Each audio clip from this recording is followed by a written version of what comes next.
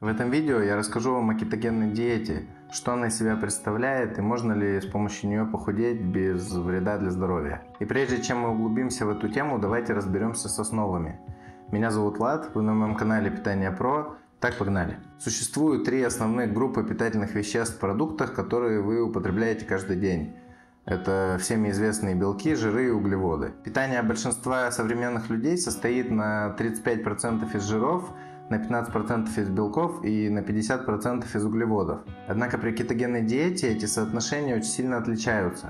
Целых 75% приходится на жиры, 20% на белки и всего лишь 5% на углеводы. То есть 10 раз меньше углеводов, чем в обычном рационе. Кето-диета довольно ограничительная и включает в себя такие продукты, как мясо, сыры, масла и некрахмалистые овощи, исключая при этом хлеб и мучные изделия, макароны, картофель и другие крахмалистые овощи. Другими словами, она полностью исключает, по крайней мере, одну или две основные пищевые группы. Так что же происходит в организме при переходе из обычного питания на кетогенную диету? Прежде чем я расскажу вам об этом, попрошу вас подписаться на канал, если вы еще не подписаны.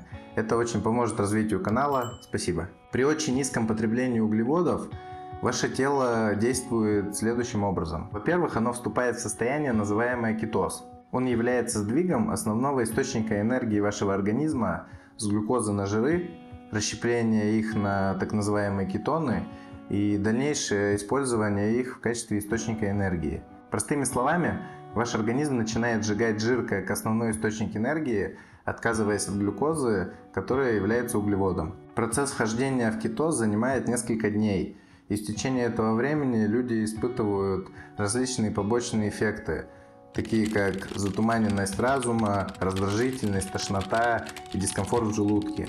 Люди называют эти симптомы кетогриппом.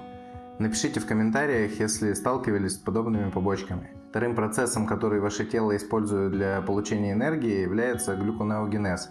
Это создание глюкозы из белка, так как не все клетки могут функционировать только на жирах. То есть теоретически для выживания вам не нужно употреблять углеводы, если вы получаете достаточно жиров и белков. Кето-диета была придумана более 100 лет назад и использовалась изначально для лечения приступов эпилепсии у детей. Но она также показала свой потенциал в лечении различных неврологических заболеваний, таких как рассеянный склероз, болезнь Паркинсона и Альцгеймера. Что касается некоторых хронических заболеваний, кето-диета действительно помогает при диабете второго типа, снижая проблемы с чувствительностью к инсулину и с высоким сахаром в крови. Она также показала некоторую пользу в борьбе с раком, но исследования еще ведутся, и пока что рано говорить о конкретных преимуществах в профилактике онкологических заболеваний. Несколько лет назад кето-диету начали использовать совершенно не в тех целях, для которых она создавалась. Все вокруг в соцсетях начали худеть на этой диете.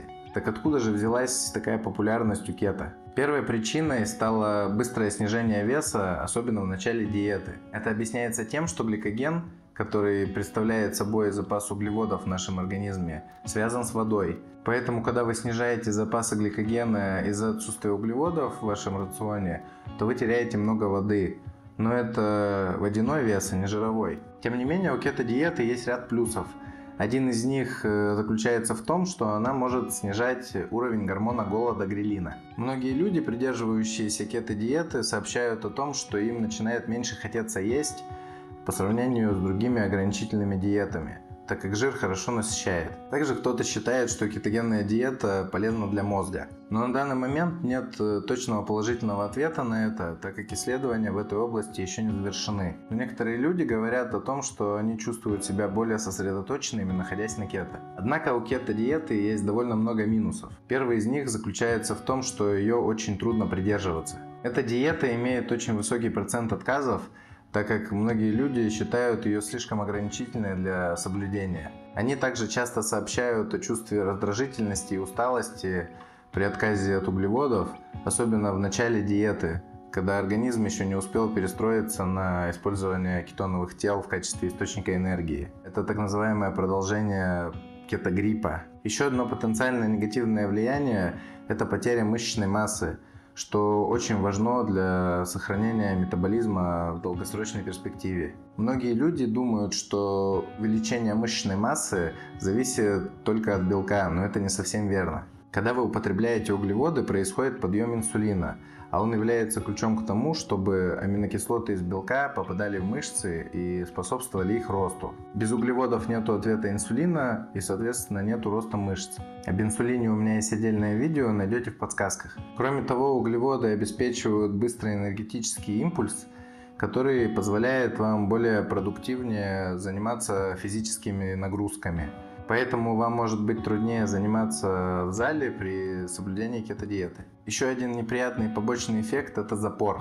Когда вы исключаете из рациона множество клетчатки из круп, фруктов и крахмалистых овощей, вы можете столкнуться с данной проблемой. О запоре я рассказывал в отдельном видео. Также при отсутствии целой пищевой группы вы можете столкнуться с дефицитом некоторых важных питательных веществ и минералов в организме, таких как натрий, хлор, кальций и калий. Эти элементы являются очень важными для организма, поэтому вам необходимо принимать их в виде добавок, если вы собираетесь придерживаться кето-диеты. Также обязательно следите за показателями ваших анализов, так как ненормальное распределение питательных веществ на этой диете может вызвать проблемы со здоровьем, такие как повышенный холестерин и проблемы с почками, костями, сердцем и не только. Поэтому, если у вас есть патологии сердечно-сосудистой системы, то эта диета может быть не совсем для вас. Рекомендую посоветоваться с вашим врачом, прежде чем начинать какую-либо диету, особенно такую экстремальную, как эту.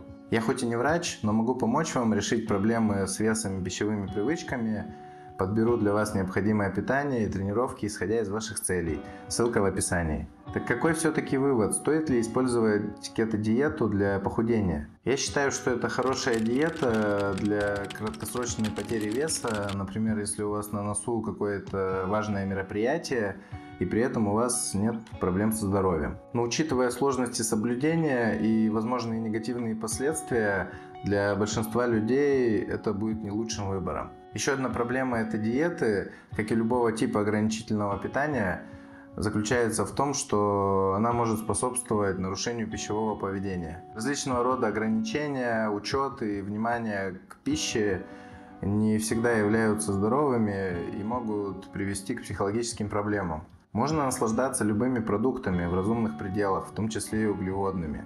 И лучшая диета для вас – это та, которой вы сможете придерживаться долгое время и которая соответствует вашим уникальным потребностям. Прежде всего, еда должна приносить удовольствие.